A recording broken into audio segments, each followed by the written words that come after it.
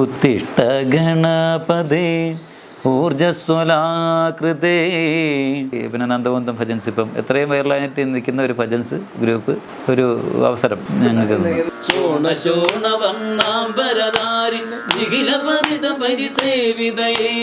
പാട്ട് എഴുതാൻ പ്രയാസം, കവിത എഴുതാൻ എല്ലാവർക്കും എളുപ്പമാണ്. പക്ഷെ എനിക്ക് കവിത എഴുതണമെങ്കിൽ ഒരു 1-2 ആഴ്ച ഇത് മനസ്സിൽ കിടന്ന് നമ്മളെ അല്ല നമ്മളെ ഭയങ്കരമായിട്ട് വേദനിപ്പിക്കും. പ്രിയ സഖീ നീ തന്ന മധുരമാ സ്മരണകൾ മാറോട് ചേർത്തു കൊണ്ടൊന്നുറങ്ങാൻ. ഇദ്ദേഹത്തെ കല്യാണം കഴിക്കുമ്പോൾ സോപാന സംഗീതജ്ഞനാണെന്ന് അറിയാമല്ലോ. തീർച്ചയായിട്ടും സന്തോഷമായിട്ട്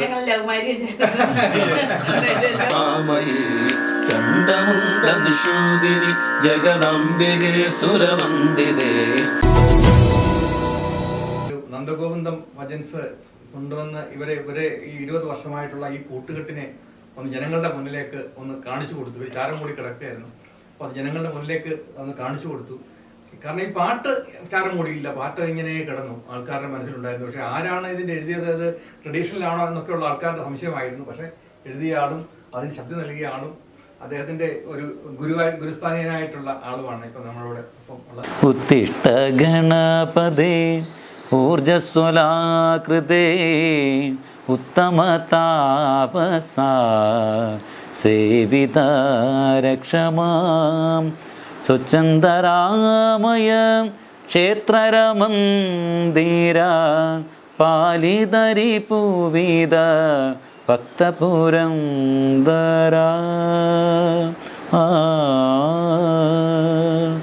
സംഗീതത്തിലുണ്ടോ?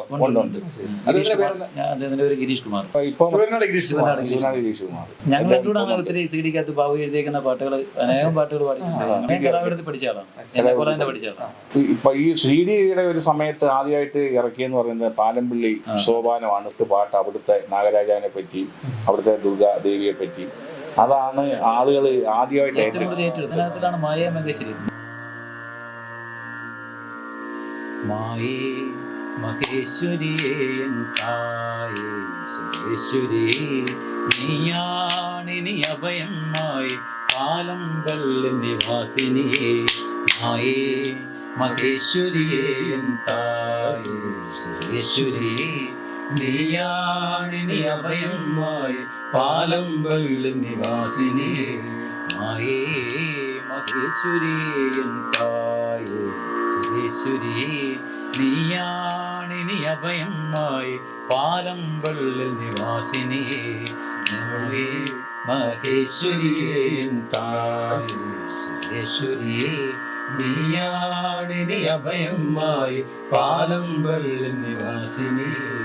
സംസാര ബഹുവാരിതി തുണയാകും പരമേശ്വരിയെ. സംസാര ബഹുവാരിതി തുണയാകും. നമുക്ക് പിന്നെ രണ്ടാമതൊരു പരിപാടിയുടെ പേരും പറഞ്ഞായിരുന്നു. ചെണ്ടമുണ്ട.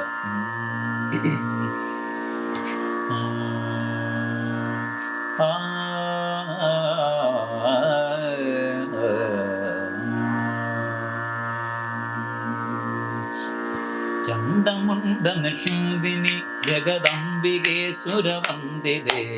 ചണ്ഡമുണ്ടനുഷൂദിനി ജഗദംബികേ സുരവന്ദിതേ. ചണ്ഡമുണ്ടനുഷൂദിനി ജഗദംബികേ സുരവന്ദിതേ. ചണ്ഡമുണ്ടനുഷൂദിനി ജഗദംബികേ സുരവന്ദിതേ.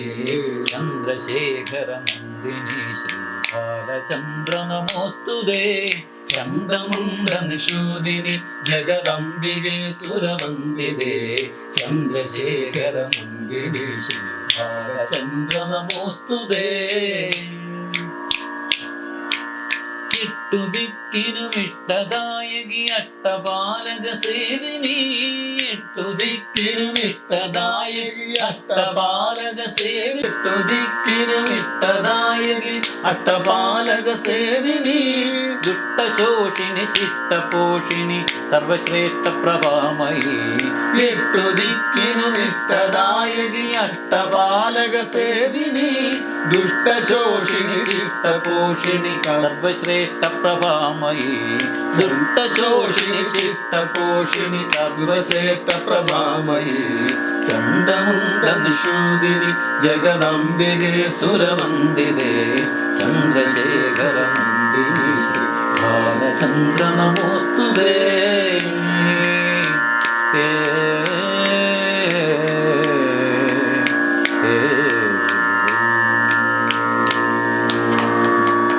ആർക്കും പാടാൻ പറ്റുന്ന സാധനം ഇനി സംഗീതയാത്രയെ കുറിച്ചെന്ന് പറഞ്ഞു. നിങ്ങൾ എഴുതുന്നു, അത് ഗുരുവിന് കൊടുക്കുന്നു, നിങ്ങൾ ഡിസ്കസ് ചെയ്യുന്നു, ആ പാട്ട് പോകുന്നു. അപ്പൊ ആ സംഭവം എന്ന് പറയും. ഒരു പാട്ടിനെ പറ്റി പറയും. ഞങ്ങളുടെ സംഗീതയാത്രയുടെ ഞങ്ങളുടെ രജതജൂബിലി പ്രമോഷിച്ചിട്ടിരിക്കുക. ഞങ്ങളുടെ യാത്രയുടെ രജതജൂബിലിയ അത് എന്തോ തരത്തിൽ അങ്ങനെ അനുഗ്രഹിക്കാതെ ഒരു കലാകാരൻ നമ്മുടെ കൂടെ കിട്ടി. എനിക്ക് നീ നാട്ടിൽ ജനിച്ചാൽ അതിന്റെ ഭാഗ്യം തോന്നുന്നു. അങ്ങനെ കുറെ ആൾക്കാരെ നമുക്ക് പരിചയപ്പെടാനും നമ്മുടെ കൂടെ നിൽക്കുന്നില്ല, കൂടെ നിൽക്കുന്നില്ല. ഇപ്പൊ ഞാൻ ഈ നാട്ടിലെല്ലാവരും ഇങ്ങനെ ആളെ കിട്ടത്തില്ല. എൻ്റെ ഈ എഴുത്തുകൾ പ്രലോഭത്ത് കാണാനും പറ്റത്തില്ല. ഇങ്ങനെ അത് ഒരു പാട്ടത്തിന് നമ്മൾ എഴുതുന്ന സാധനം അന്നേരം തന്നെ നമുക്ക് സംഗീതമായിട്ട് കേൾക്കാൻ പറ്റുന്നു.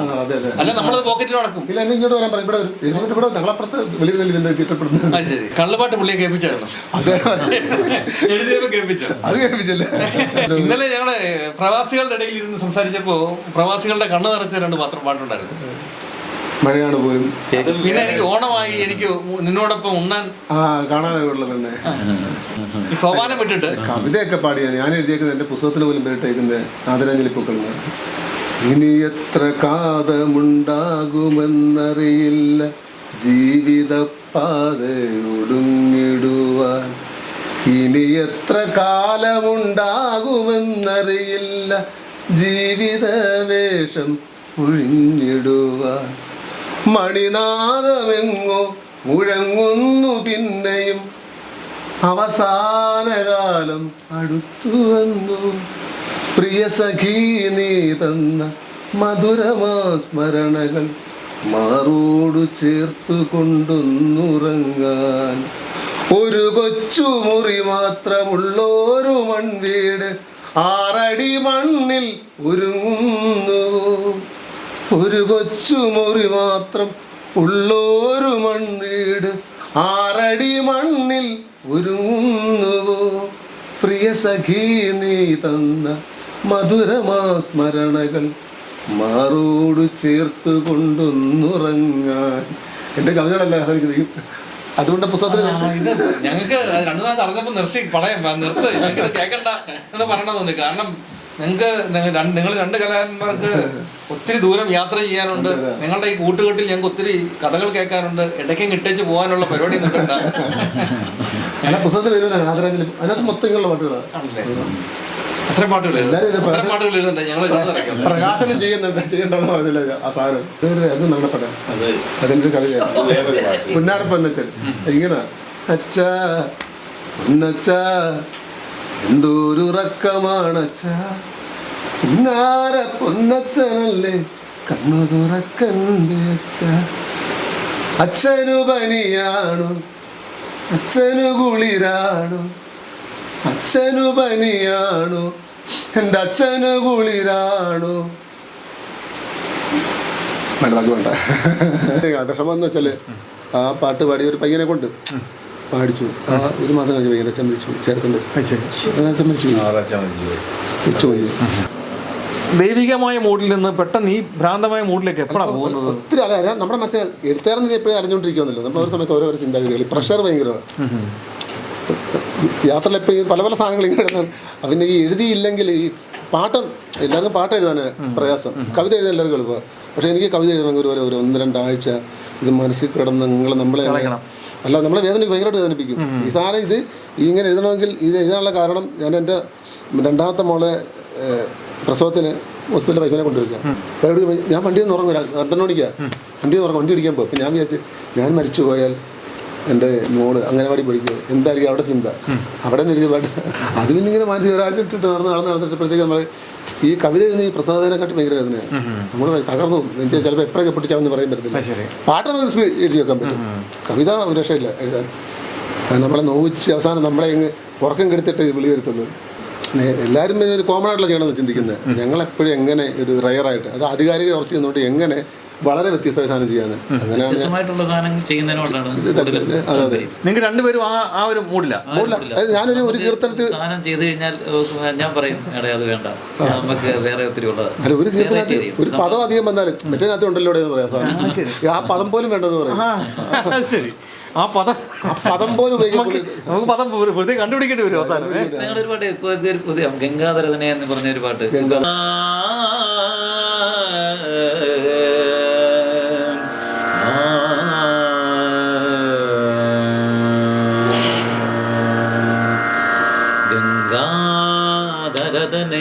മൃദു പങ്കേരുകദളലോചനയെ, ഗംഗാധരതനെ മൃദു പങ്കേരുകദളലോചനയെ, ഗംഗാധരതനെ മൃദു പങ്കേരുകദളലോചനയെ, ഗംഗാധരതനെ മൃദു പങ്കേരുകദളലോചനയെ, ശരണം സകല ദുരിതകര ശമന ശമന സുത ചണ്ഡികയെ, ഗംഗാധരതനെ മൃദു പങ്കേരുകദളലോചനയെ, ശരണം സകല ദുരിതകര ശമന ശമന സുത ചണ്ഡികയെ, ഗംഗാധരതനെ മൃദു പങ്കേരുകദളലോചനയെ.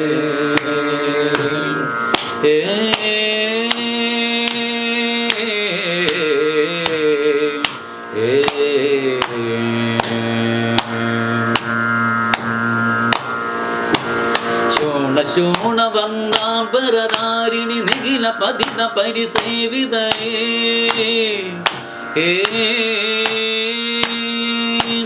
ശോണവർണ്ണാംബരധാരിണി നിഖില പതിത പരിസേവിതയേ, ശോണവർണ്ണാംബരധാരിണി നിഖില പതിത പരിസേവിതയേ, ശോണവർണ്ണാംബരധാരിണി നിഖില പതിത പരിസേവിതയേ, അരുണ കിരണ സമജ്വലിത ഹസിത ഭവ ദുരിത നിവാരണ ശുഭചരിതേ, ശോണവർണ്ണാംബരധാരി നിഖില പതിത പരിസേവിതയേ. ഞാൻ ചോദിക്കുന്നത് ഇത്ര മനോഹരമായ സൗണ്ട് ഉണ്ടായിട്ട് കച്ചേരി പോലുള്ള സംഭവങ്ങളിലേക്ക് പോകാഞ്ഞത്? ഇവരുടെ കച്ചേരി പോലുള്ള സംഭവങ്ങളിലേക്ക് പിന്നെ പോയി കഴിഞ്ഞാൽ നമ്മുടെ ഈ മഹത്തായ, അതായത് എൻ്റെ മനസ്സിലുള്ള സംഭവങ്ങളെല്ലാം പോയില്ലേ. സോപാന സംഗീതം, അല്ല ഇത് കച്ചേരിക്ക് പറ്റിയൊരു സാധനമല്ലേ ഈ സാധനം? സോപാന സംഗീതം എന്നുള്ളൊരു മഹത്തായ ഒരു സാമ്രാജ്യത്താണ് എൻ്റെ മനസ്സ് മൊത്തം അതാണ്. സാമ്പത്തികമേനോ നോക്കുവാന്നേ മറ്റേതായിരുന്നു. സാമ്പത്തികമല്ലല്ലോ നമ്മുടെ മനസ്സിന്. ഞാൻ നിങ്ങളോട് ഈ പറയുന്നതിന്റെ കാരണം മൊത്തം ഒരു പറ്റം കലാകാരന്മാർ അവരുടെ ജീവിതം പണത്തിനെക്കാട്ടിലൊക്കെ ഉപരിയായിട്ട് അവരുടെ സംഗീതത്തിനെ ഉപാസിക്കുന്നു എന്നുള്ളത് ഞാൻ ബോധ്യപ്പെടുത്തുകയാണ് നിങ്ങളുടെ അടുക്കലേക്ക്. അവർക്ക് പിന്നെ കച്ചേരി എന്നൊക്കെ പറഞ്ഞാൽ എന്നും കച്ചേരി കിട്ടും, അവിടെ ഇവിടെയൊക്കെ കച്ചേരി കിട്ടും, പ്രശസ്തമായ എല്ലാവരും 4 പേരും ചുറ്റുപാടും ഇരിക്കും, നല്ല കയ്യടി കിട്ടും. ഇത് അമ്പലത്തിൻ്റെ 4 ചുവരുകൾക്കുള്ളിൽ മാത്രം അവർ ഇപ്പോഴാണ് അമ്പലത്തിന് പുറത്തേക്കൊന്ന് വന്നു തുടങ്ങിയത് അല്ലേ. ിന് പോലും അവർ സംഗീതം ആ ഒരു സമാധാനം കണ്ടെത്തുവാണ്. നമ്മുടെ ഒന്നും കയ്യടിയൊന്നും പ്രതീക്ഷിച്ചിട്ടല്ല അവർ ഈ സംഗീതം പഠിച്ചത് ഒന്നും അല്ലല്ല. ഇപ്പോഴും നമുക്ക് ഇത് അവതരിപ്പിക്കുമ്പോൾ കിട്ടുന്ന ഒരു മാനസികമായിട്ടുള്ള ഒരു മാനസിക സംതൃപ്തി വൈറലായിക്കൊണ്ടിരിക്കുന്നത്. ഇപ്പോൾ ദാരികൻ്റെയൊക്കെ സോപാന സംഗീതം ഇത്രയും വൈറലായിക്കൊണ്ടിരിക്കുന്ന ആ ഒരു കാര്യം തന്നെയാണെന്ന് എനിക്ക് തോന്നുന്നു. ഇപ്പോഴത്തെ ഈ നന്ദഗോവിന്ദ ഭജൻസ് അവരോട് സത്യത്തിൽ നമുക്ക് ഉള്ളിൽ കൊണ്ട് നടക്കുന്ന ദൈവസ്നേഹം ഉള്ളിൽ കൊണ്ട് നടക്കുന്ന എല്ലാവർക്കും അവരോട് അല്ലാത്ത കടപ്പാട്. പക്ഷെ അവർ ഏറ്റവും കൂടുതൽ ചെയ്തെന്ന് പറഞ്ഞാൽ അവരുടെ വെറൈറ്റി ആയിട്ട് അവരുടെ സാധാരണ ഭജൻസ് ഇഷ്ടം പോലെ നമ്മൾ കണ്ടിട്ടുണ്ട്. അപ്പോൾ ഈ നന്ദഗോവിന്ദ ഭജൻസിനകത്ത് ഏറ്റവും കൂടുതലും പ്രത്യേകത എന്താണെന്ന് ചോദിച്ചു കഴിഞ്ഞാൽ അവർ ഏറ്റവും കൂടുതൽ ഈ സോപാന സംഗീതത്തെ അതിനകത്ത് ഉൾപ്പെടുത്തി അതിന് പ്രാധാന്യം കൊടുത്തപ്പോഴത്തേനാണ് അവരുടെ പരിപാടി തന്നെ ഒരു വൈബിലും വേറൊരു വൈബിലെ തന്നെ. പിന്നെ ഭവനാരായണൻ എഴുതിയ അനേകം കീർത്തനങ്ങളുണ്ട്. അതിൻ്റെ കൂടെ തന്നെ ക്ലാസിക്കൽ സാധനങ്ങൾ, അതായത് അനേകം കീർത്തനങ്ങൾ ഈ സോപാന സംഗീതത്തിൽ പാടുന്നുണ്ട്. ദാരികന്റെ ഇപ്പം ഫേമസ് ആയി കഴിഞ്ഞ ശേഷം ഇത് അമ്പലത്തിൽ പാടേണ്ടി വന്നിട്ടുണ്ടോ? ഏത് പിന്നെ പാടേണ്ടി വന്നിട്ടുണ്ട്. അപ്പം ആൾക്കാരുടെ ഒരു ഇതെങ്ങനെയാ?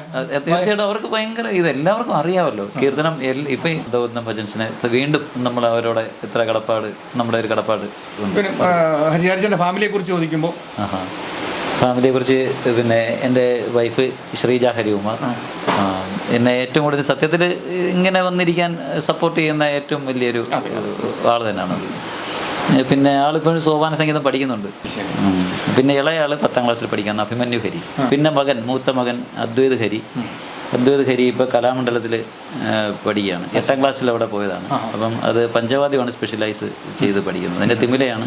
ഡിഗ്രി ഫൈനൽ ഇയറാണ് ക്ഷേത്രത്തിൽ നടത്തി. അപ്പോൾ അവിടുത്തെ കുടിയേറ്റിന് ഒരു 25 പേരുടെ പഞ്ചവാദ്യം, അങ്ങനെ പഞ്ചവാദ്യം ചെയ്യുന്നുണ്ട്. ഇദ്ദേഹത്തെ കല്യാണം കഴിക്കുമ്പോൾ സോപാന സംഗീതജ്ഞനാണെന്ന് അറിയാമല്ലോ. തീർച്ചയായിട്ടും സന്തോഷമായിട്ട് ഞങ്ങൾ ലവ് മാരേജ് ആയിരുന്നു. അപ്പൊ സോപാന സംഗീതത്തിൽ നമ്മൾ ബന്ധുക്കാൻ നോക്കുക, അതൊന്ന് വെച്ച് വെച്ച് നോക്കുകയാണല്ലേ. പക്ഷെ ഇച്ചിരി താമസിച്ചു പോയോ? കുറച്ചുകൂടെ നേരത്തെ തുടങ്ങേണ്ടതായിരുന്നു. തീർച്ചയായിട്ടും താമസിച്ചു പോയി. ഇപ്പൊ ഇങ്ങനൊരു ഗുരു കൂടെ കിട്ടുവാന്ന് നല്ലതല്ലേ? തീർച്ചയായിട്ടും എന്റെ ഗുരു എന്റെ എല്ലാമാണ്, എന്റെ ഹസ്ബൻഡ്. ശ്രീജാഹരിയുടെ ഇന്റർവ്യൂ ഒക്കെ എടുക്കാനായിട്ട് ഞങ്ങൾക്ക് ഒരു വർഷത്തിനകത്ത് നമുക്ക് വരാം. എനിക്ക് ഒരു പ്രാർത്ഥനയുള്ളൂ, ഇനി ഉയരങ്ങളിലെത്തട്ടെ, ഒരുപാട് ഉയരങ്ങളിലെത്തണം.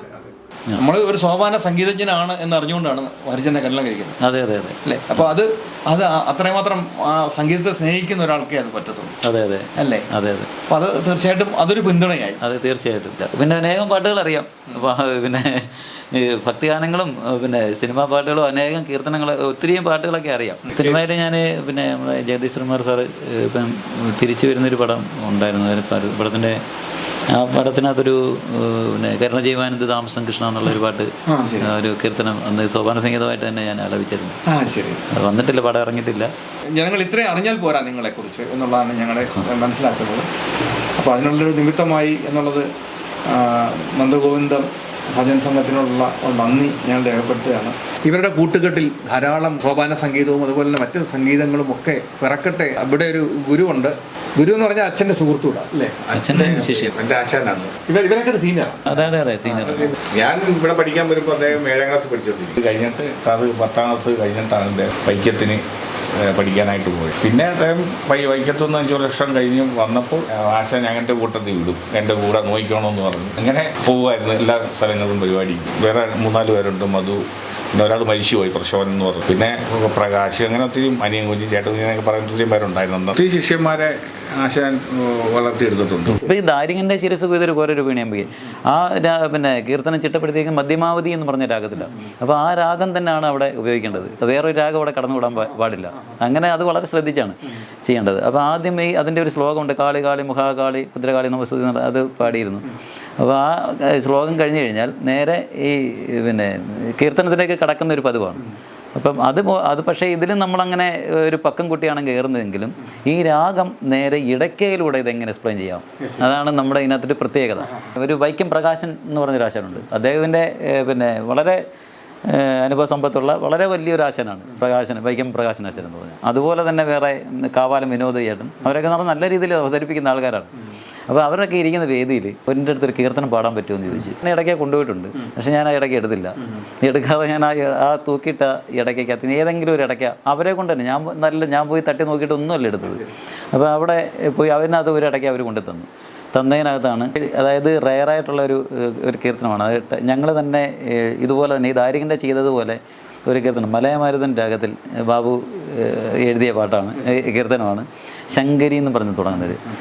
ശങ്കരേ ശിവങ്കരേ ശങ്കര പ്രിയങ്കരേ. ഈ പാട്ട് ഈ കീർത്തനോടെ പാടി. പക്ഷേ ഇത് കുട്ടികളോട് പാടാൻ ഭയങ്കര ഇച്ചിരി ബുദ്ധിമുട്ടെന്ന് പറയുന്ന ഒരു പ്രാക്ടീസ് ചെയ്യാതെ പെട്ടെന്ന് ഒരാൾക്ക് കയറി ചെയ്യാൻ പറ്റാത്ത ഒരു സാധനമാണ് പാടിയ. കാരണം ഇതിൻ്റെ കുട്ടിവെപ്പുകളൊക്കെ വളരെ ശ്രദ്ധിച്ച് പ്രയോഗിക്കേണ്ട ഒരു സംഭവം. അപ്പോൾ ആ കീർത്തനം പാടി. ഇതുപോലെ തന്നെ ഈ മലയമാരുതൻ രാഗത്തിലാണ് ഈ കീർത്തനം ചിട്ടപ്പെടുത്തിയിരിക്കുന്നത്. ആദ്യം രാഗം ഈ പറഞ്ഞതുപോലെ തന്നെ ആലപിച്ചു. അതിനുശേഷം ആ രാഗം കൊണ്ടുവന്ന ഇടയ്ക്കകത്ത് ഞാൻ ഇതുപോലെ ഈ ഇടയ്ക്കകത്ത് എക്സ്പ്ലെയിൻ ചെയ്തു. വായിച്ചു കഴിഞ്ഞപ്പോഴത്തന്നെ അവർക്കിത് മനസ്സിലായി, ഇത് ജാമറല്ല.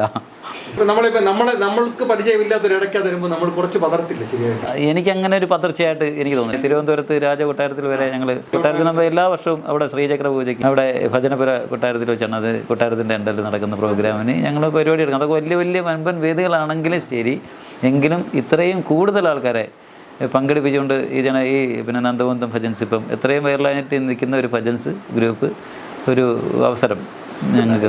നന്ദഗോവിന്ദ ഭജൻസിനെ കുറിച്ച് പറയുമ്പോൾ പിന്നെ യുവാക്കൾ ഈ കലാപ്രതിഭകളെ ഇവര് കണ്ടുപിടിച്ചിട്ട് ആ വേദി അവർ കൊടുക്കുന്നുണ്ട്. ബാബു അവരോട് പറയുന്ന സംഭവമുണ്ട്, ആരും അവരുടെ വേദിയിൽ വേറൊരാൾ പാടാൻ അനുവദിക്കത്തില്ല, ഒരിക്കലും ഇല്ല. ഇവർക്ക് 2 പേർക്കും അതിന് അവസരം കൊടുത്തു. മാന്നാറ് പ്രോഗ്രാമിൽ 6-ാം തീയതി ഇവർ 2 കലാകാരന്മാർ, ഇവരൊരു കൂട്ടുകെട്ടാണ്. അത് വർഷങ്ങളോളം ജനിച്ചപ്പോൾ തൊട്ട് കളിക്കൂട്ടുകാരായിട്ട് നടന്ന് വന്നവരാണ്. സോപാന സംഗീതത്തിന്റെ ഇദ്ദേഹത്തിന്റെ ഗുരുവാണ്. ഇവർക്ക് രണ്ടുപേർക്കും വേദി ഒരുക്കി കൊടുത്തു. 6-ാം തീയതി ഇദ്ദേഹത്തിന് വേദി കിട്ടി, അദ്ദേഹം അവിടെ വെച്ച് പാടി. 8-ാം തീയതി മാന്നാർ വെച്ച് നടന്നതിനകത്ത് ഇദ്ദേഹം പാടി. അതായത് ഒരു കലാകാരനെ ആദരിക്കുന്നതിൽ നന്ദഗോവിന്ദം ഭജൻസിനെ സത്യത്തിൽ എത്ര നമ്മൾ അതിനെ പ്രശംസിച്ചാലും പറ്റത്തില്ല. അവരെല്ലാത്തിനും ഒരു നിമിത്തമാവുന്നുണ്ട്. ഈ നിമിത്തത്തിൽ ഈ രണ്ട് കലാകാരന്മാരുടെ വളർച്ച മലയാളികൾക്ക് ഇവർ എറിഞ്ഞു തന്നിരിക്കുകയാണ് നന്ദഗോവിന്ദം. നമ്മൾ അവരെ മാക്സിമം പ്രോത്സാഹിപ്പിക്കുക. ഈ പ്രവാസികളായിട്ടുള്ളവരൊക്കെ ഇവർക്കൊക്കെ സാധ്യത കൊടുക്കുക, വിദേശത്തൊക്കെ കൊണ്ടുപോയി അവരുടെ കഴിവുകൾ അവിടുത്തെ ജനങ്ങളുടെ മുന്നിൽ കൂടെ തെളിയിക്കാനുള്ള അവസരങ്ങളൊക്കെ നിങ്ങൾ ഉണ്ടാക്കി കൊടുക്കുക. ഇതാണ് നമുക്ക് പറയാനുള്ളത്. നമ്മുടെ കീർത്തനങ്ങൾക്ക് ആധികാരികത ഒട്ടും കുറവില്ല. നമ്മൾ ചെയ്യുന്നവരെ ഒരിക്കലും ആരും എല്ലാവരും വിചാരിക്കും നമ്മുടെ കീർത്തനങ്ങൾ ട്രഡീഷണൽ എല്ലാം ആധികാരികത ഒട്ടും കുറവില്ല. നമ്മളെ സോപാന സംഗീതത്തെ നമ്മൾ മോഹിച്ചിട്ടേ ഇല്ല. ട്രഡീഷണൽ ടച്ചിലാണല്ലോ ഇത് മൊത്തം എഴുതുന്നതും സംഗീതം ചെയ്യുന്നതും പാടുന്നതും ഇതെല്ലാം അതിൻ്റെ പിന്നെ കാര്യങ്ങളെല്ലാം ചെയ്യുന്നത്. ഇന്ന് സോപാന സംഗീതത്തിൻ്റെ നിയമങ്ങളൊന്നും ഞങ്ങൾ പാലിക്കാതിരിക്കുന്നില്ല. എല്ലാ നിയമങ്ങളും പാലിച്ചുകൊണ്ട് തന്നെ ട്രഡീഷണൽ ടച്ചിൽ തന്നെയാണ് ഇതെല്ലാം ചെയ്യുന്നത്. ഇപ്പോൾ എൻ്റെ ഒരു റൂമിലോട്ട് സാറ് വന്ന് നോക്കി കഴിഞ്ഞാൽ അവിടെ ഒരു 2-3 ഇടയ്ക്ക എപ്പോഴും ഇങ്ങനെ തൂക്കിയിട്ടേക്കുക.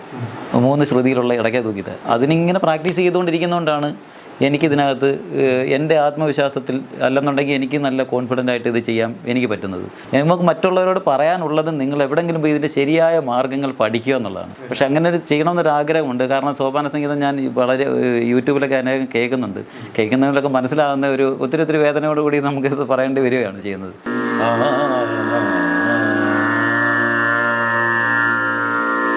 മായേ മഹേശ്വരിയേ നീയാണിനി അഭയമായി പാലമ്പള്ളി നിവാസിനിയേ. മായേ മഹേശ്വരിയേ സുരേശ്വരിയേ നീയാണിനി അഭയമായി പാലമ്പള്ളി നിവാസിനിയേ. മായേ മഹേശ്വരിയേ സുരേശ്വരിയേ നീയാണിനി അഭയമായി പാലമ്പള്ളി നിവാസിനിയേ. നമേ മഹേശ്വരിയേ സുരേശ്വരിയേ നീയാണിനി അഭയമായി പാലമ്പള്ളി നിവാസിനിയേ. സംസാര ബഹുവാരിതി തുണയാകും പരമേശ്വരിയേ. സംസാര ബഹുവാരിതി തുണയാകും പരമേശ്വരിയേ. സംസാര ബഹുവാരിതി തുണയാകും പരമേശ്വരിയേ. സംസാര ബഹുവാരിതി തുണയാകും പരമേശ്വരിയേ. നീ എന്നെ ഏറ്റുകമായി പാലമ്പള്ളി നിവാസിനി. നമുക്ക് പിന്നെ ഒരു പാട്ടിന്റെ പേരും പറഞ്ഞായിരുന്നു. ചണ്ടമുണ്ട. ചണ്ടമുണ്ട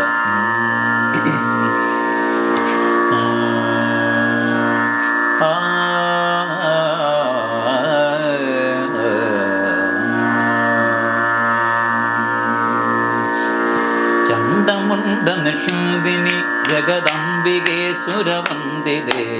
ചണ്ടമുണ്ട നിഷൂദിനി ജഗദംബികേ സുരവന്ദിതേ. ചണ്ടമുണ്ട നിഷൂദിനി ജഗദംബികേ സുരവന്ദിതേ. ചണ്ടമുണ്ട നിഷൂദിനി ജഗദംബികേ സുരവന്ദിതേ. ചന്ദ്രശേഖര നന്ദിനി ശ്രീബാലചന്ദ്ര നമോസ്തുതേ.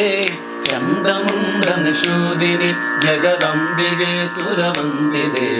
ചന്ദ്രശേഖര നന്ദിനി ശ്രീബാലചന്ദ്ര നമോസ്തുതേ. ഇഷ്ടദായകി അഷ്ടബാലക കൂട്ടുകെട്ട് എല്ലായ്പ്പോഴും തുടർന്ന് പോകട്ടെ. എല്ലാവിധ സന്തോഷവും ആശംസകളും ഒക്കെ നേരുക. കൂടുതൽ വാർത്തകളും വിശേഷങ്ങളും നിങ്ങൾക്ക് ലഭിക്കാൻ കേരളീയം ന്യൂസ് സബ്സ്ക്രൈബ് ചെയ്യുക. കൂടെ ബെൽ ബട്ടണും അമർത്തുക.